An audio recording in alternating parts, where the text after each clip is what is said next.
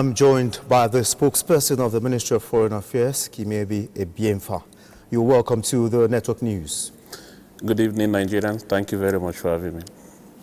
All right, the deadline for all migrants to leave South Africa is today. What is the situation with Nigerians? Our missions in Pretoria, the High Commission in Pretoria, and the Consulate General of Nigeria in Johannesburg are closely monitoring proceedings in the country. They've issued precautionary warnings to Nigerians not to avoid the routes that the protests will take. And so far, so good. There is no reported case of any Nigerian that has been a victim of the mass protests so far. All right. Among the returnees we just saw in one of those, the reports that preceded this discussion, those that had to leave their partners and children back in South Africa, what plans are there for them to reunite? As a condition, if for a family, if any of the parents is a South African, then both of them must give consent before the children will leave. And we also have very rare cases of South African ladies or spouses from South Africa joining their Nigerian counterpart to take advantage of the evacuation flight. So what we've experienced so far is the children living with either a Nigerian father or a Nigerian mother if the other partner have given the consent to return to the country. For Nigerians that are still in South Africa, our missions advise them to be careful, to be law-abiding, not to expose themselves to danger, avoid areas that are high-intensity areas whereby protests can easily degenerate to crisis situations so that they will be safe in any part of the country that they are living.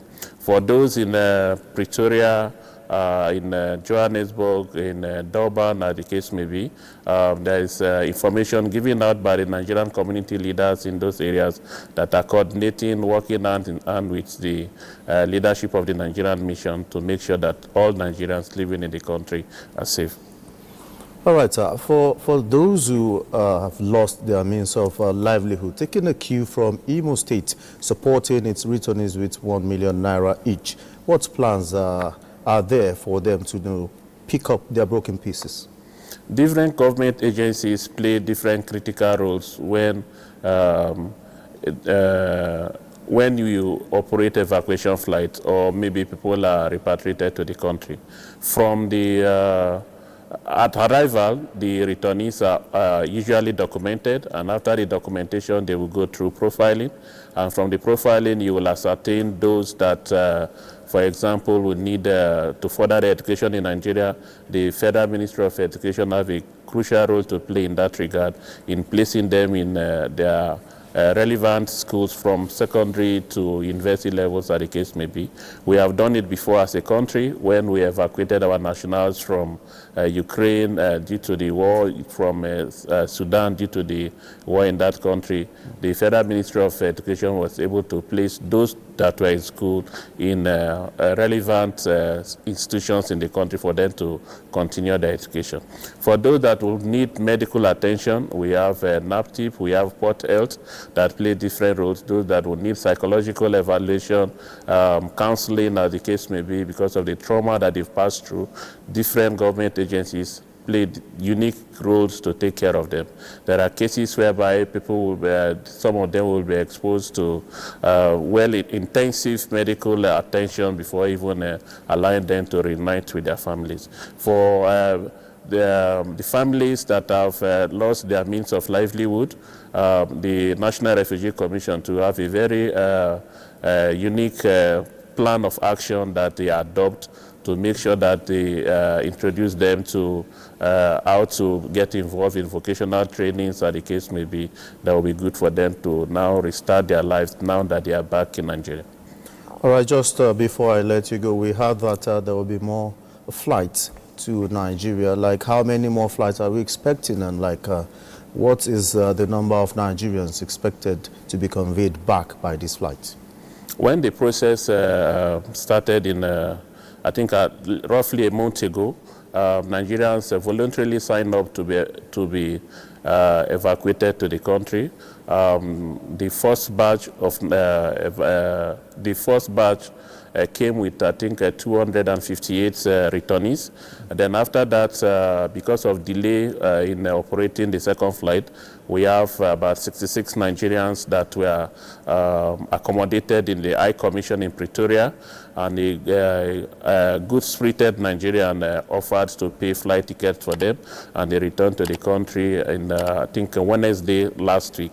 And today we received 269. And so if you had the 258 plus 66 plus 269 that we received today, I think in total we have evacuated about 593 Nigerians. But still we have a balance of over 700 Nigerians that have been screened and have been cleared to return back to the country.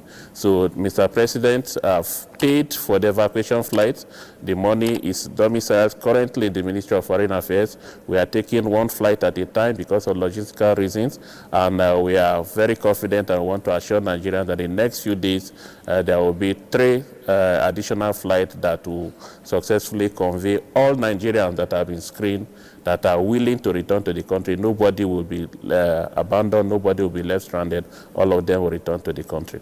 Right, I know there have been concerns about actions that Nigeria is taking in terms of diplomatic considerations, as the case may be. We are weighing those options too. Today, the Honorable Minister of State for Foreign Affairs, His Excellency Ambassador Shola Ikonlaye, has a meeting with the African Union Peace and Security Council, and he reiterated the fact that the African Union should take it up as a strong agenda for them to, as a union, address the issue of Africans not being comfortable in the street of fellow African countries. So we are exploring all options. We know that there are agitations by some sections of Nigerians that we should consider stronger measures against South Africa. But don't forget that we are Nigeria. We are the giant of Africa. We are doing the part of peace. But that does not mean that we don't have other cards on the table. If the situation escalates to a level that we have to activate necessary commensurate reciprocal action, definitely will activate that. But until we get there, we are doing the part of peace. We want diplomacy to prevail. We want Africa to be united. We want Africans to feel free in any part of the country that they find themselves. All right, many thanks, Mr. Kimiebi Ebienfa, the spokesperson for the Ministry of Foreign Affairs, for your input on the Network News. Thank you very much for having me.